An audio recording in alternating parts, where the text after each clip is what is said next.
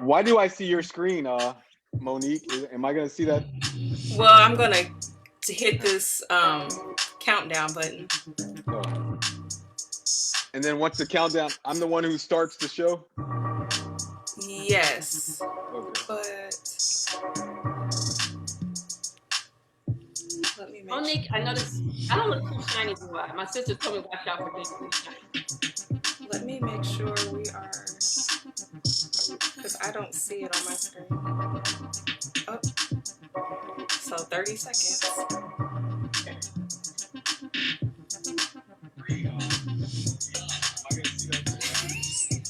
Don't forget your mics are on. You know what? I can't do that.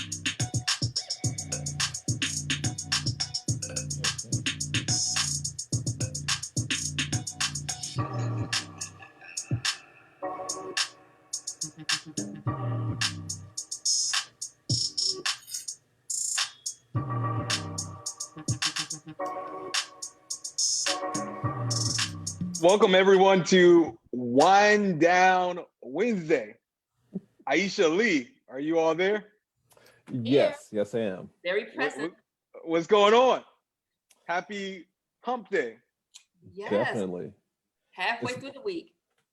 It's a great day. The Chicago Sky signed Candace Parker, so I'm a proud Tennessee alum. Have my orange and blue on. We're doing big things here in Tennessee. Not in football, but we're doing stuff. Congratulations. Aisha, you good? I'm good. You know, we didn't have Snowmageddon, so I'm happy there's less for me to shovel, so I'm good.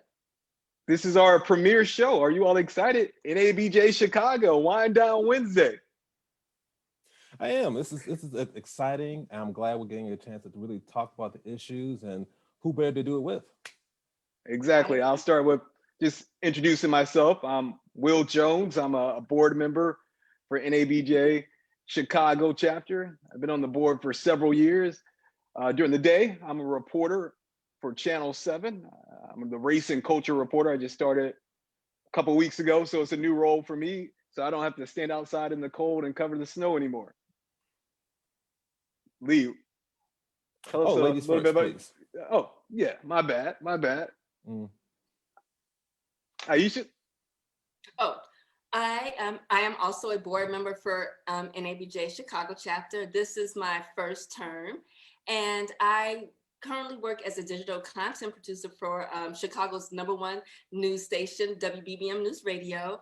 I've covered just about everything from methamphetamine busts to the presidential elections and the Academy Awards. I used to be a crime reporter.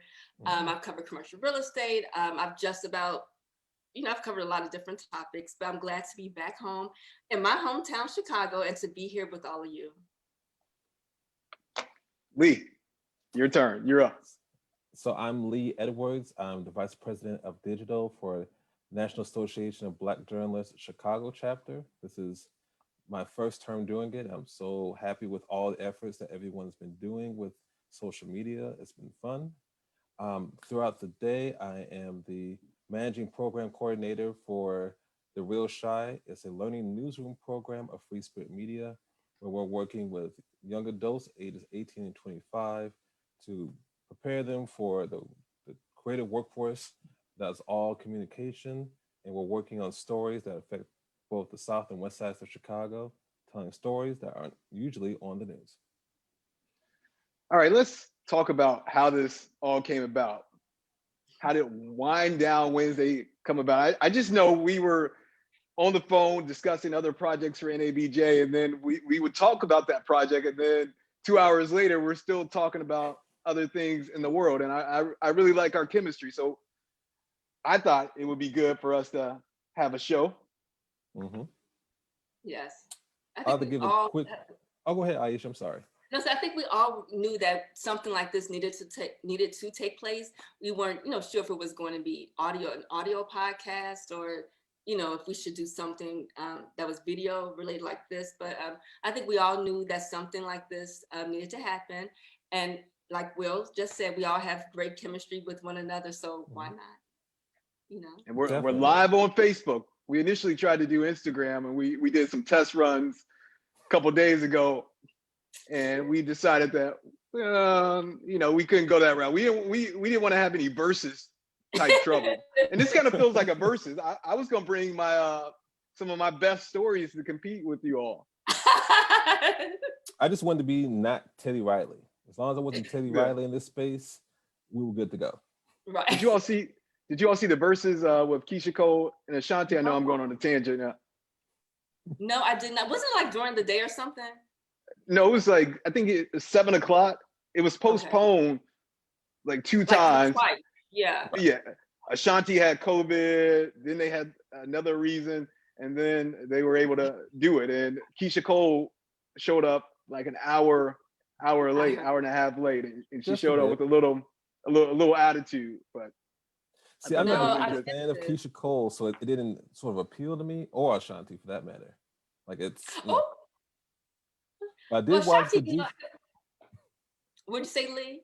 I said I did watch the Jeezy and the Gucci Man. That was pay-per-view. I love that. Yeah. Who are you siding with that? Jeezy, but it's for Me the too. music, not the alleged misconduct. We'll say outside of the booth. Yeah. So we wanted on this show to talk about some of the news, current events that are going on right now. So let's start first with, we have a new president. So this is going to be a change. Getting to our new president is quite the struggle. This is not a political statement, but just all that went on with the election. After the election, President Trump saying that President Biden was not the legitimate winner. And then you get, when they're certifying the election, the insurrection. What was it like for you all watching that? I was in Kenosha when it happened. I have been covering Jake. So, I have a staff position, but I've always, pretty much throughout my career, always did correspondent freelance work. So I was doing some work for Business Insider, and I've been covering the whole Jacob Blake case for them. So I was in Kenosha, and I was in a hotel room, like going through my notes, working on a story. And my mom called me. She's blown up my phone. She's like, "You got to turn on the news." I'm like, "Mom, I'm on deadline." She's like, "No, turn on the news." And I turned it on, and I was like, what is this? What is this really happening? Like, I knew that they were all meeting because I had actually kind of talked off the record. I met some guys who were part of some of those organizations that would be down there. And they said that some of their buddies were going down there. But I didn't expect it to turn into what it did. So I was really surprised in terms of like it actually happened. But if I sat back and thought about it, like a lot of people, I'm not really surprised, if we're going to be truthful. So, Yeah, it was very surprising to me just to watch. I just didn't think that something like this would happen in the country. I thought there would be better security at the Capitol. Yeah, I've been to the Capitol just as a tourist as well as a journalist, and it is very strict in terms of security. So it's just surprising that they were able to get inside. I cover Capitol Hill, had the press credentials and all of that to go, and you are right. Especially if you aren't credentialed, or if they don't see your face, if they don't kind of notice your face after a time, they will go through and stop people. And they have been, from what I remember, stringent about that. But to your point, I was surprised that what I saw in terms of like what appeared to be just letting people come through, that did shock me, and that it was really like going down the way that it went down. I was like, I didn't know how far it would go. I couldn't believe it. I didn't know how far it would go just to see people scaling the walls like that. I couldn't believe that. I'm like, this is actually happening. Quick aside, why didn't you all tell me my framing is all messed up? It's not, well, hold on. I thought you knew, and I didn't want to like. Y'all have me looking like, okay. Is that your home better? decor is fantastic. So, thank you. It's like one section of our house that is with the pictures. We're still in the process of decorating. So that's my wife put that up. Glorious. Yeah. Fantastic. So sorry Fantastic for that, Tandy. I was just looking at my shot. I was like, it's showing the ceiling. So my bad, Lee. Oh, What I were you didn't saying? notice it. Okay. Yeah. You weren't looking out for me, clearly. Well, I don't like that. And we're live. You don't have to put that out there for everybody. Make me look bad. Let me take a drink. I kind of felt that watching the insurrection I was watching on CNN. And shout out to the wine. I like these big healthy sips you both took. What are you drinking? Aisha, what are you drinking? Oh, my favorite and expensive wine, Menage a Trois Still Blend. Very expensive, but it doesn't give you a headache, and it's very smooth. So that's what I'm drinking. And however, I do have a big thing of water because just to balance this, so I do not, regret this tomorrow. So you'll see me either sipping from this or this. William, what are you drinking? Let me see. Cabernet. It's not mine, but I usually don't drink that much. So I know it's wind down Wednesday, so I had to grab a drink. This is like the first drink I've had this year. Okay. All right, living clean. That's cool. Yeah, just I don't really have any particular reason. It's just that I haven't had it. I guess I do have a particular reason. I'm trying to get in shape for the summer, but wine is not gonna mess it up. I got goals. I got goals when it's time to step out of the pandemic. I want to be good. I want to be good. Michael, there was a little good or just non-dad body? Yeah, exactly. I don't have kids, so there's no reason to have a dad body. But however, that doesn't stop a lot of guys from having dad bodies, though. Yeah. It's rough. We don't body shame. It's about self-love. Right. So, Will, you anticipate everything being back open by the summer? Is that what you mean? You're anticipating that? I mean, I don't believe there are going to be street festivals and things of that nature, but I do think that you can go to the beach, Oak Street Beach or 35th Street Beach, and get out there and enjoy the sun. But I hope that it's better than what we're dealing with right now. So that means people need to get their vaccines. I've been encouraging family members to get their vaccine. I didn't hear any love for Rainbow Beach either just now. Where is that? Oh, wait, 95th Street? Okay. I've never been. I've never been. Come on down the South Shore. We'll show you all the sights and sounds. Mm-hmm. What goes on at that beach? What's different there than the other beaches? What am I missing out on? I just go to just like relax sometimes. Rainbow Beach. I'll do a little cardio. Would you say what? I'm sorry, Lee. Were you talking about Rainbow Beach? Yeah. Okay. I've gone there a few times. I generally go. I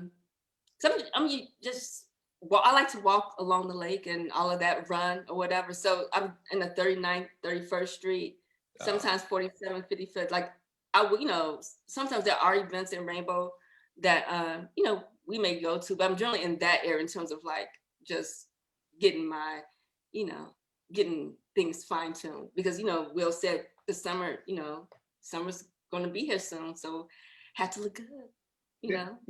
About loving yourself, being healthy. I think one thing that this pandemic has reminded me of is the importance of taking care of your body, because with a lot of these cases, comorbidities are making people's battles with COVID much worse.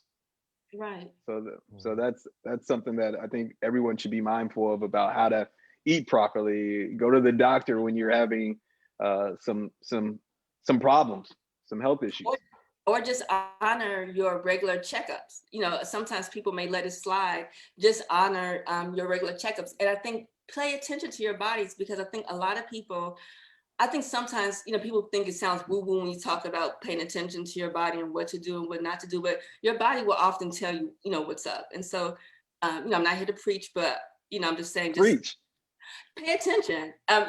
Sometimes like even like if I, drink something, sometimes my body's like, okay, let's chill with that. Not that I'm hitting it hard, but for a long time, because I used to not drink for years. I did not drink. And I loosened up a little bit. I used to be very stringent, former vegan, very stringent. And I loosened up a little bit. I used to be vegan and raw foodist. I was like hardcore. How was that? Honestly, it was easier. It's a lot of discipline. The vegan part wasn't so bad. I was just very soy dependent, which is why I kind of changed a little bit, because my body started to reject the soy after years of eating it. Raw food, I felt great. Skin looked great. But it's a lot of discipline. And I kind of stopped once. I had lunch. I had lunch with Maya Angelou at her house, and I hadn't really. I know. Hold on. That's name drop. You're name dropping? That was like a. I was fortunate enough to be able to go to her house to have lunch with her, and I hadn't. I was living in Atlanta at the time, and it was like a 5 to 6 hour drive, and I hadn't really prepared like a whole like raw food meal. So when I got there, I was really, really hungry. And she had like an egg salad sandwich in front of me.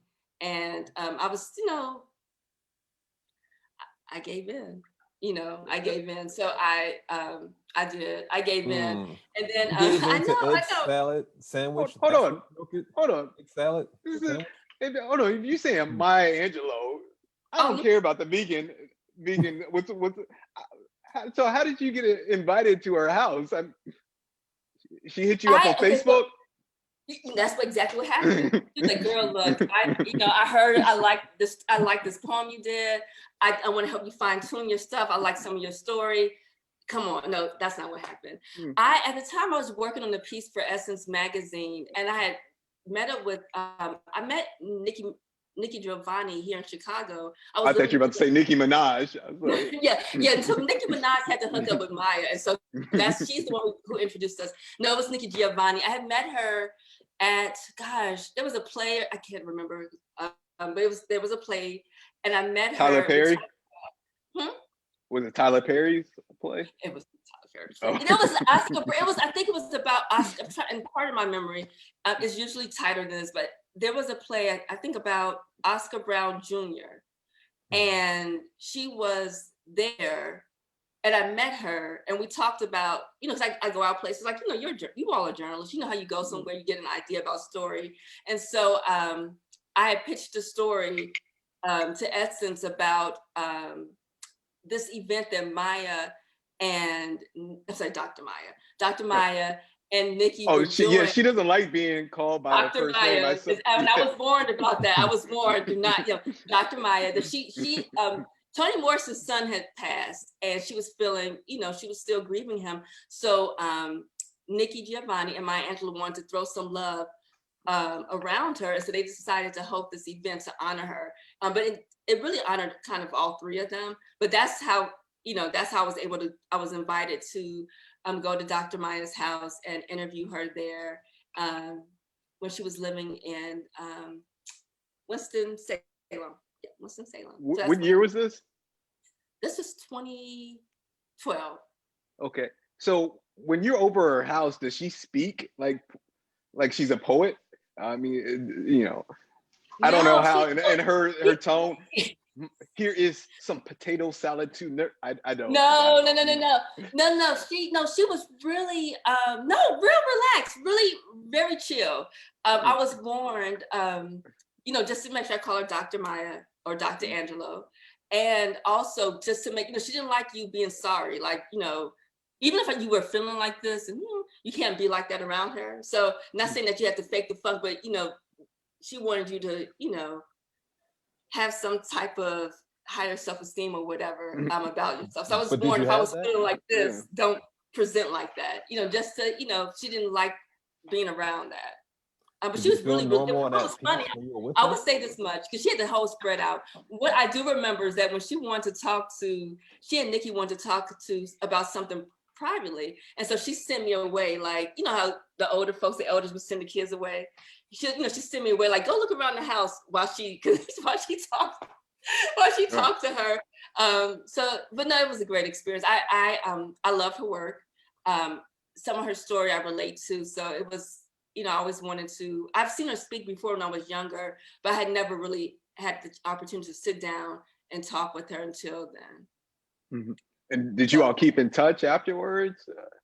I saw her again. So after that, there was an event in Virginia, wherever, and part of my memory, wherever Virginia Tech is located, that little town where it's located, that was where the event was held. So I saw her again, connected with Nikki, and got a chance to meet Toni Morrison. So who at that time, who at that time I think was just, for me, my interpretation was she was very much settled in the fact that I did this. And if I don't want to do something, I don't have to do it. And that's how she was. And very nice and all of that, but just that was the energy. Like, look, I done did all of that before. If I don't feel like doing it, I don't have to do it. And I think that it's nice, I think, especially when you work hard and you endure all that she did, or like any other stuff that any of us have endured, that to get to that point where you're like, you know what, I don't care, I ain't doing it. And that's how she was with, like, just engaging if she didn't want to talk to someone or whatever have you. But it was a very good experience. And you feel a little intimidated because I love her work. I love a lot of, Sula, all of her books I love. I grew up seeing them. My parents had them around the house. So I grew up seeing a lot of her work, and James Baldwin, and, Maya too. So it was nice. I remember that. And I will share some of these photos because I have photos of us. I need to get better with sharing all the photos because I have like thousands of photos that I don't share because I don't want to seem like a braggart, But I'm never that. I just like how you subtly, when I was at Dr. Maya's house. I was at her house and she said, girl, you the best. No, no, seriously, but I'll share some photos. I'll get better with that. Okay. I think Dr. Maya will be proud of what we have accomplished with NABJ. We're doing the thing, Dr. Maya believed in, using our voice and to make a difference. Lee, what are some of the things that we've been working on and some of the things that we need to mention? So many, but one of the things that I would like to highlight is our scholarship fund. Will please elaborate more on the scholarship fund in a second. And we're also looking to sponsor at least 2 people to go to the 2021 FOIA Fest. So what is that? The FOIA Fest is I believe it's an initiative by the Chicago Headline Club to make sure that Chicago journalists and those who are interested in journalism have an opportunity to learn more about how to be investigative journalists by using the Freedom of Information Act, i.e. FOIA, to secure information from government agencies and government officials to be the best, source of hard evidence for whatever report they're working on. So we're sponsoring 2 people to go to this year's FOIA Fest. I believe it's happening February, I want to say I think 18th to 21st, maybe. Yeah, I think it's either the 18th, or I think it's either the 19th to 21st, or the 12th through the 15th. So, and coming up in a few weeks, we'll have FOIA Fest, and we want to make sure that we're sponsoring at least 2 people, regardless of age, who might be interested in learning more about how to be better investigative journalists. And then I can, of course, pass it to you about our scholarship fund that NABJ Chicago is doing. I believe we have 2 at this time. Yes, we're actually giving out several scholarships. The application season just started. I'm very excited. This year, we're giving away more than $10,000. And that's the mission of NABJ, is to help train the next generation of journalists. So as the head of the scholarship committee, I always enjoy reading those applications. Always struggle, though, getting enough applicants. And this year, we upped the money. So hopefully we're going to get a few more applicants. I think so many people aren't aware that we give out scholarships every single year, several scholarships. And this year we're adding a scholarship thanks to some generous donors. Eugene Standback, he was a photographer at Channel 7 for more than 30 years. he retired before I arrived at the station, but I saw him around, and to see him interact with some of my coworkers, you could tell that he was well liked. So people came together and donated to have a scholarship in his memory. And this scholarship is for people who want to be a news photographer or photographer for a website. So go to our website and apply. And I look forward to reading those applications. It's free money, college students, and Come on. all you have to do is write a letter, get some references, send your transcript, at least a 3.0, and then the money could be yours. Don't wait for student loan forgiveness that President Biden may or may not do. This can help you right now. Right. Y'all ain't got nothing else to do because everything is closed, so you have no excuses. So just apply. Come on. And that's why we wanted to do this Wind Down Wednesday, because during this pandemic, we don't see anyone, right, besides the people who live in your household. And if you're not following protocol, maybe you're creeping to someone else's house, and that's not good, because you could be spreading COVID. But a lot of people are lonely, and people yearn for social interaction. I'm just so excited when this world opens back up again. Hopefully I'm not like socially awkward. Oh my gosh. Once I'm around people again. I thought you were gonna give like an advertisement for cuffing season. Is that what you were going? Cuffing? Oh yeah, we're gonna be talking about cuffing next month. It's around Valentine's Day. Everyone is looking for a boo. Some people aren't, because if you're trying to save money, it's better to start after Valentine's Day. So at this point, if you're single, I personally would wait till like February 15th or like, because you don't want to be obligated. And then you get in that area where it's like February 12th and you just met someone. Do you give them a Valentine's Day gift? Do you do anything to celebrate Valentine's Day? You don't want to come off too strong, but you want to show that you care. So it's always hard. I heard that now, people, some people may feel a way about this, but I heard that, coffee dates are a thing, or now walking dates, let's just go walking around, which look, I don't mind. I'm a walker. I'm an outdoor girl. I don't mind doing it after we eat and do other stuff. We can walk around. But I want to dig a little deeper, in honor of Dr. Maya, So here we go. You said you heard that people are fine with walking days, but you added something else before that. I said, Mr. Jones, what I said is that I heard that, this is, that a lot of people over the past year or two, for first couple of dates, that people are going to Starbucks or whatever have you. But now that some of that is, some guys are opting just to take girls out for a stroll instead. And some women feel that maybe guys are being a little cheap by doing that. Now, I like walking. I didn't say they were. I'm just saying that's what I had been hearing.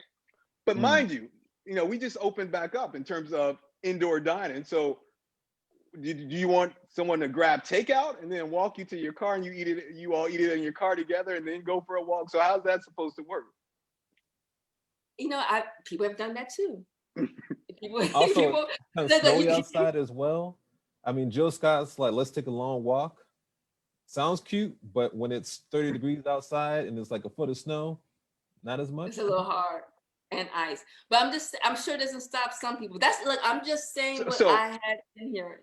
Back in your, single days, if someone said, I like you, I love your beautiful smile, I want to take you out and get to know you better. And then, they reach out and plan a date and say, we're going to go to walk by the lake. And that's it. And just, get to know each other. You would say. Okay, so assuming the weather is okay. I want a picnic basket. I would like, some refreshments. It has to be for me, very, very cute. Like, I don't mind doing it. I'm chill, picnic basket. I said just a walk. I said just a walk. Now you keep adding things.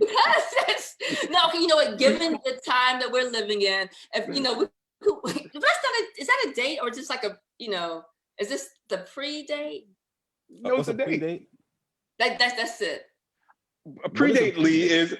is you know, if you meet someone online and you're trying to fill them out and you say, oh, let's meet for coffee. I think that is like a pre-date. Like it's like a screening for, you know, the first round of interviews. So So it's like you courting. go for like 30, huh? It's like courting, like Bridgerton courting type thing. No. But the whole thing is even dating is courting. Like even dating is part of the courting thing. Taking you to a concert is part of the courting thing. Buying you jewelry and a gift is part of the courting thing. That's all part of it. So we're out of time. We're out of time. I keep telling on yourself. I'm just teasing. You keep adding things. I'm just joking. Yeah. People, look, I'm Yeah. teasing. You know, Destiny's Child, bills. You know, with you, I need a newer reference though. That's like late 90s. Whatever. All right. We're going to try to do this once a month, Wind Down Wednesdays. Go to our website, nabjchicago.org, for more information about what we do. If you want us to discuss certain topics, we're open to discussing those. Just let us know. All right, guys. One more thing. Sorry, Will. One thing. Oh. I just want you guys to research and celebrate the return of Ebony and Jet, who I used to be correspondent for too. And so maybe next time I'll give you some tips on freelance and how to get your money. But just research the return of Ebony and Jet. Yeah, we did go on a tangent. We need we had a couple topics that we wanted to hit. But with Jet, are they bringing back Jet Beauty of the Week? You're married, Will. Why do you care? No, I'm just curious. I'm just curious. That's like, I used to love reading those fine articles. All right, we're out of time. Thank you all for joining us on Facebook. We're going to do this again. All right, have a good night, everyone. Thank you. Bye-bye. Come back. Thank